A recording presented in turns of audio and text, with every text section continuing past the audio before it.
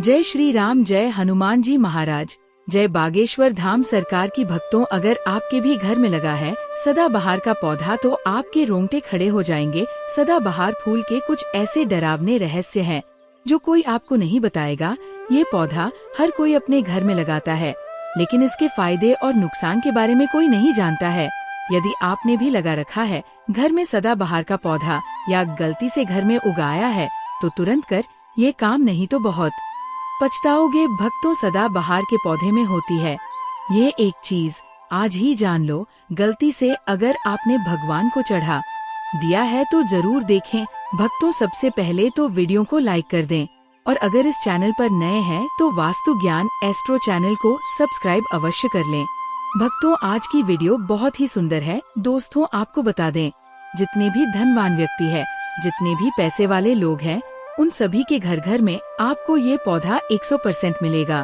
और भक्तों, आपको बता दें कि सदाबहार का जो पौधा होता है उसमें कई फूल खिलते हैं। इसी के साथ आपको बता दें कि सदाबहार का पौधा जो होता है वह बहुत आसानी से उग जाता है और इसे कहीं पर भी आप बहुत आसानी के साथ उगा सकते हैं। भक्तों, आपको बता दें सबसे बड़ी बात कि ये जो सदाबहार के रंग बिरंगे फूल हैं ना, ये आपकी किस्मत को बदल देंगे, आपकी किस्मत को रातों रात चमका देंगे। जी हाँ भक्तों, तो जिस तरह से ये रंग बिरंगे फूल होते हैं और जैसे ये रंग बिरंगे कलर के होते हैं, उसी तरह से यह आपकी जिंदगी में भी रंग बिरंगे रंग भर देंगे। भक्तों, आप एक बार इस पौधे के उपाय को जरूर आजमा कर देखें और इसके लाभ भी आप स्वयं देख लेंगे। अगर आप भी अपने जीवन में बहुत मेहनत करते हैं, बहुत प्रयास कर रहे हैं, जिंदगी में सफल होने का मगर सफल नहीं हो पा रहे हैं और बार बार आपको असफलता का मुंह देखना पड़ रहा है, आप बार बार निराश हो रहे हैं, तब तो आपको उपाय जरूर ही कर लेना चाहिए। भक्तों, अगर कोई व्यक्ति कोई अपना व्यापार शुरू करता है, कोई नया बिजनेस शुरू करता है, कोई काम शुरू करता है और अगर उसमें नुकसान होने लगे और उसका वह व्यापार ना चले तो व्यक्ति बहुत परेशान हो जाता है और वो सोचने लगता है कि अब इस व्यापार को मैं बंद ही कर देता हूँ, अब इस काम को करने से कोई फायदा नहीं है, जब इस काम से मुझे कोई मुनाफा ही नहीं हो रहा है, मेरी आर्थिक स्थिति अच्छी हो ही नहीं पा रही है। फिर व्यक्ति परेशान होकर सोच है कि चलो हटाओ, रहने दो, इस काम को अब हम हटा देते हैं, बंद कर देते हैं, कोई दूसरा काम कर लेते हैं। और इसी तरह से व्यक्ति काम भी बदलते रहते हैं और दोस्तों बहुत कोशिश करते हैं, लेकिन उसके बावजूद उनको सफलता प्राप्त नहीं हो पाती है जैसा वो चाहते हैं, उनकी मनोकामना पूरी नहीं हो पाती है, उनका व्यापार नहीं चल पाता है। तो अगर आप भी अपने जीवन में कोई व्यापार कर रहे हैं और आपको बार बार उसमें नुकसान देखने को मिल रहा है या जो भी काम आपने शुरू किया है वो काम आपका नहीं चल पा रहा है, जिस चीज को लेकर आप बहुत ज्यादा परेशान हैं, किसी विशेष क्षेत्र में आपने तैयारी कर रखी है लेकिन उसमें भी आपको सफलता प्राप्त नहीं हो पा रही है, तब आपको एक बार, सिर्फ एक बार इस उपाय को जरूर करके देखना चाहिए। आप इसके लाभ, इसके चमत्कारी लाभ आप खुद देख लेंगे। इसी के साथ तो इस उपाय को वह लोग भी कर सकते हैं जिनके सर पर बहुत कर्जा हो गया है या जिसने किसी से बहुत ज्यादा उधार पैसा लिया है और वह कर्ज चुकाने में सक्षम नहीं है, चुका नहीं पा रहे हैं। लेकिन कभी कभी होता ये है कि व्यक्ति चाहे कितनी भी मेहनत कर ले, उसके बाद उसको सफलता प्राप्त नहीं हो पाती है। और भक्तों, दूसरी तरफ ऐसे भी लोग होते हैं जो दिन रात मेहनत करके धन कमाते हैं, लेकिन उनके हाथ में धन आते ही बहुत तेजी के साथ वह उनका धन चला जाता है। कभी बीमारियों में वह पैसा चला जाता है तो कभी किसी अन्य चीज में वह पैसा उनका चला जाता है।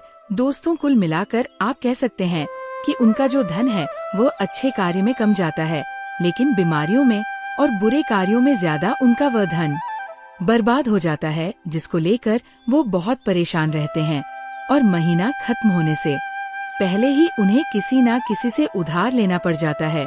और देखिए, उधार व्यक्ति कभी भी अपनी मर्जी से तो लेता नहीं है।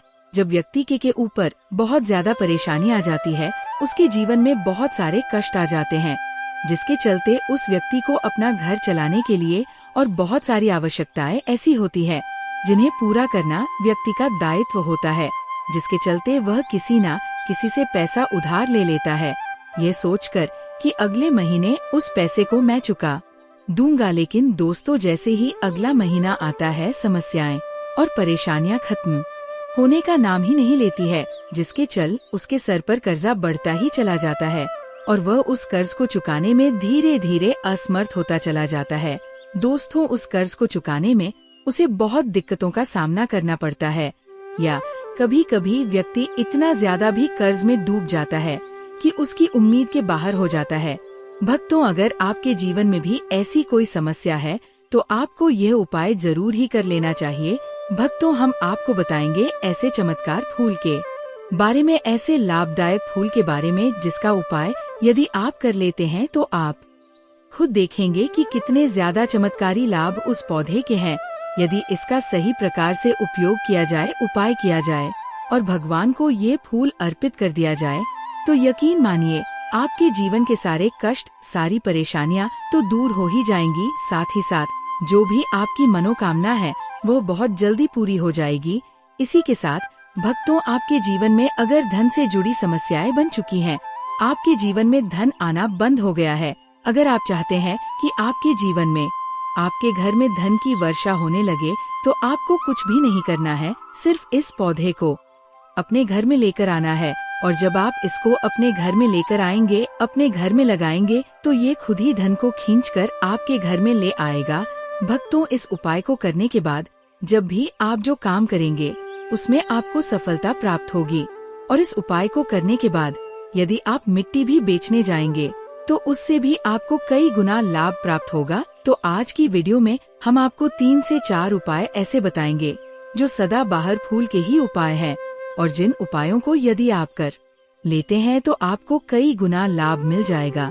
तो आपको सिर्फ इतना करना है कि आपको जो भी उपाय हम आपको बताएंगे उन्हें बहुत ध्यान पूर्वक सुनना है और उपायों को अच्छे से समझ के करना है, जिससे कि आपसे कोई भूल चूक ना हो। बिल्कुल अच्छे से आप वीडियो को पूरा देखें और उपायों को तभी करें जब आप वीडियो को पूरा देख लें और उपायों को अच्छे से समझ लें, तभी आपको ये उपाय लाभ देंगे। इसी के साथ भक्तों, कमेंट बॉक्स में सबसे पहले जयकारा लगा दें। आप चाहे तो अपने इष्ट देव का जयकारा लगा दीजिए, किसी का भी आप जयकारा लगाएं, लेकिन जयकारा जरूर लगाएं। और अगर आप हमारे चैनल पर पहली बार आए हैं तो चैनल को जरूर सब्सक्राइब करें और वीडियो को लाइक जरूर कर दें। तो चलिए जल्दी से हम आपको बता देते हैं कौन कौन से हैं वो उपाय है। दोस्तों, यह तो आप सभी जानते हैं कि संसार में बहुत तरह के वृक्ष पाए जाते हैं और सभी वृक्षों का अलग अलग महत्व होता है। उन्हीं में से कुछ पेड़ पौधे, कुछ वृक्ष ऐसे होते हैं जो देवी तुल्य होते हैं। मतलब कहने का है कि जिन्हें देवी का दर्जा प्रदान किया गया है, जिन्हें देवताओं का दर्जा प्रदान किया गया है। जैसे जो कि आप जानते हैं, तुलसी का पौधा हो गया, पीपल का वृक्ष हो गया, वट वृक्ष हो गया, ये सभी बहुत पूजनीय पौधे माने गए हैं। तो आपको बता दें कि कुछ वृक्ष ऐसे होते हैं जिनमें दैवीय शक्ति होती है, जिनके अंदर बहुत अलौकिक चमत्कार होते हैं। अगर बात कर ले पीपल के पेड़ की, तो उसमें साक्षात श्री हरि विष्णु का वास माना गया है और समस्त देवी देवताओं का वास भी पीपल के पेड़ के अंदर माना जाता है। और अगर हम बात करें शमी के पेड़ की, तो उसे शनिदेव की तरह ही देखा जाता है। कहा जाता है कि शनिदेव का उसमें वास होता है।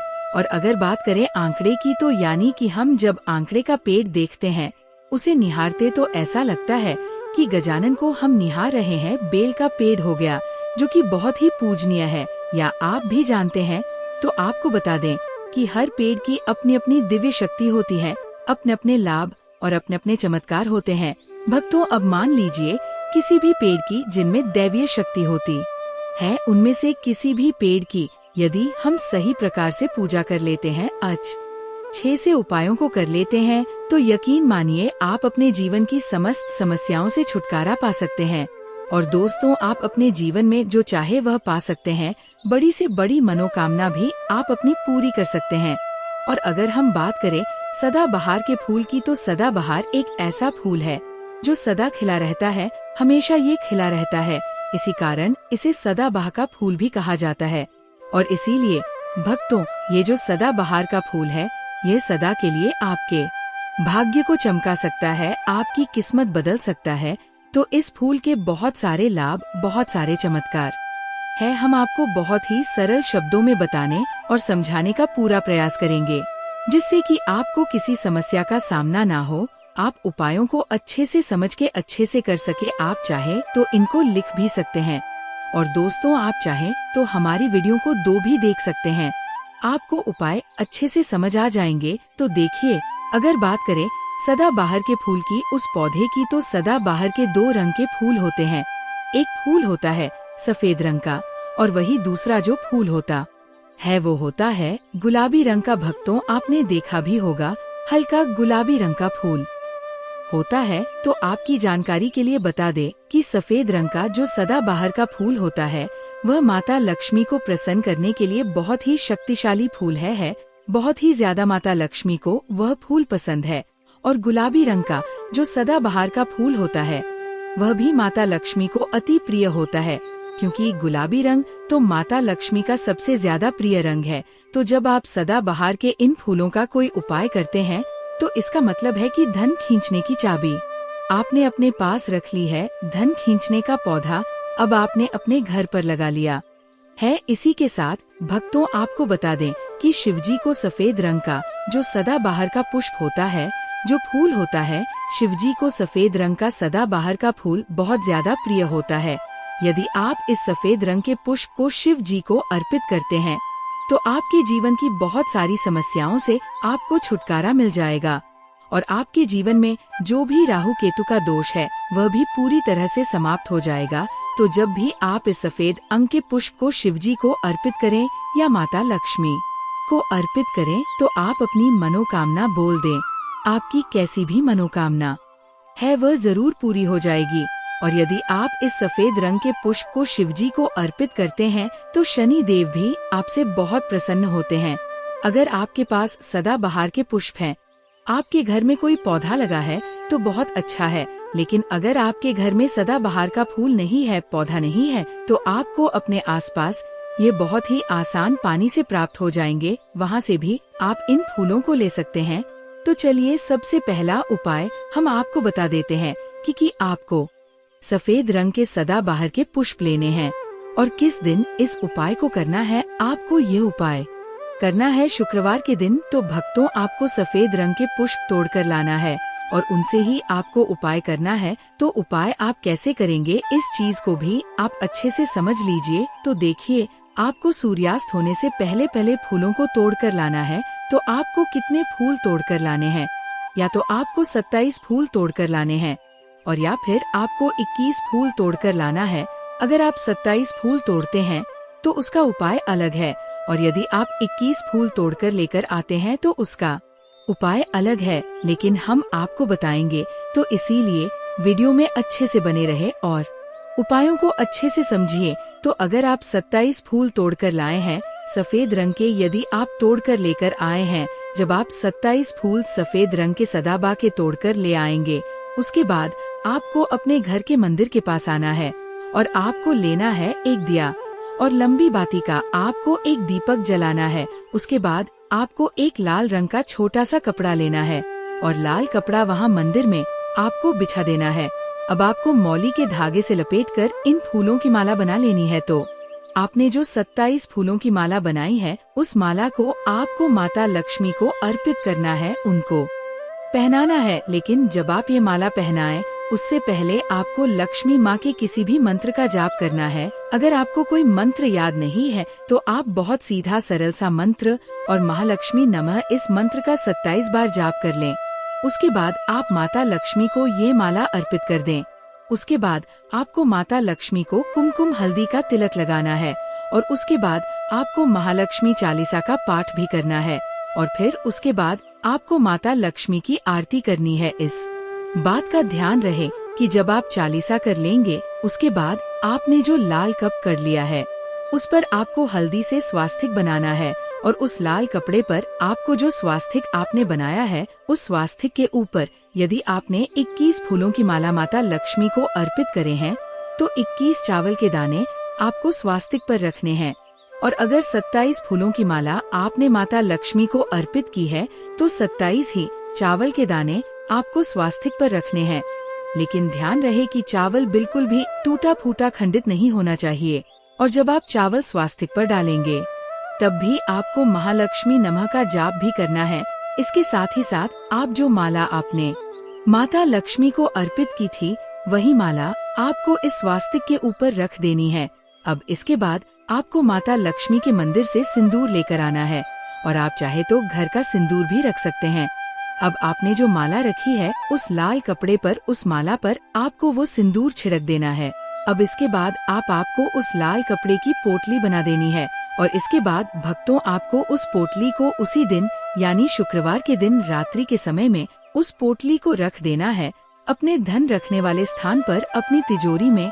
दोस्तों आपको बता दें यह उपाय आपको रात्रि के समय करीब 8 बजे के आसपास आपको करना है। वैसे तो आप सूर्यास्त के बाद कभी भी इस उपाय को कर सकते, मगर आप 8 बजे के आसपास कर सकते हैं तो बहुत ही उत्तम रहेगा। अगर आप 21 फूलों की माला का उपाय ये कर रहे हैं तो आपको ये उपाय लगातार 5 शुक्रवार को करना है। मतलब 1 शुक्रवार कर लिया, फिर उसके बाद दूसरे शुक्रवार कर लिया, तीसरे कर लिया, चौथे कर लिया। आपको लगातार इस उपाय को करना है।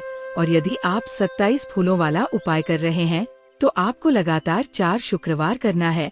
तो देखिए उपाय चाहे आप 4 शुक्रवार कर रहे हैं या 5 शुक्रवार कर रहे हैं, आप इस बात का ध्यान रखें कि आपको अलग अलग पोटली नहीं बनानी है।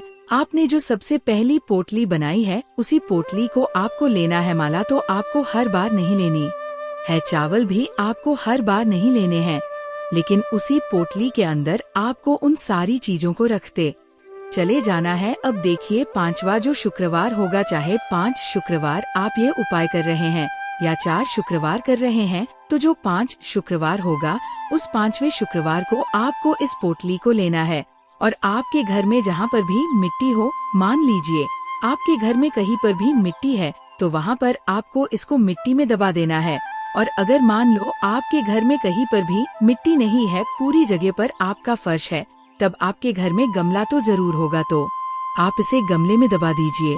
और आप इस चीज का पूरा ध्यान रखें कि आपको पोटली को पूरी तरीके दबाना है। आपने पोटली के अंदर जो माला रखी थी, जो चावल रखे थे, उन चीजों को आपको मिट्टी के अंदर डालना है।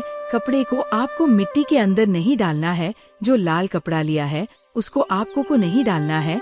तो दोस्तों ये उपाय बहुत आसान है, बहुत ज्यादा कठिन उपाय नहीं है। और यदि आप इस उपाय को कर लेते हैं फिर आपके जीवन में धन से जुड़ी जो भी समस्या है वो तो समाप्त हो ही जाएगी। आपके जीवन में धन आने के बहुत सारे मार्ग भी खुल जाएंगे, बहुत सारे रास्ते आपके जीवन में खुल जाएंगे। वहाँ से आपको धन प्राप्त होता रहेगा और जो धन आपको प्राप्त होगा उसमें निरंतर आपको वृद्धि भी देखने को मिलेगी। और आपको बता दें इस उपाय को करने से आपके घर में स्थिर लक्ष्मी का वास होगा। तो देखिए यदि आप 5 शुक्रवार वाला उपाय कर रहे हैं, 5 शुक्रवार वाला, तब तो आपको छठे दिन यह प्रक्रिया करनी है, छठे शुक्रवार को। और यदि आप 4 शुक्रवार वाला उपाय करें तो आपको 5वें शुक्रवार वाले दिन इस प्रक्रिया को करना है। ठीक है ना, इस बात को पूरी तरह से समझ लीजिए। तो दोस्तों यदि आप इस उपाय को कर लेते हैं तो आप अपनी कैसी भी मनोकामना पूरी कर सकते हैं। इन छोटे सरल उपायों को करके आपको अपने मन में पूरी सच्ची श्रद्धा और पूरा विश्वास होना चाहिए, तब यह उपाय असर करते हैं। दोस्तों आज की वीडियो में बस इतना ही। जय श्री राम।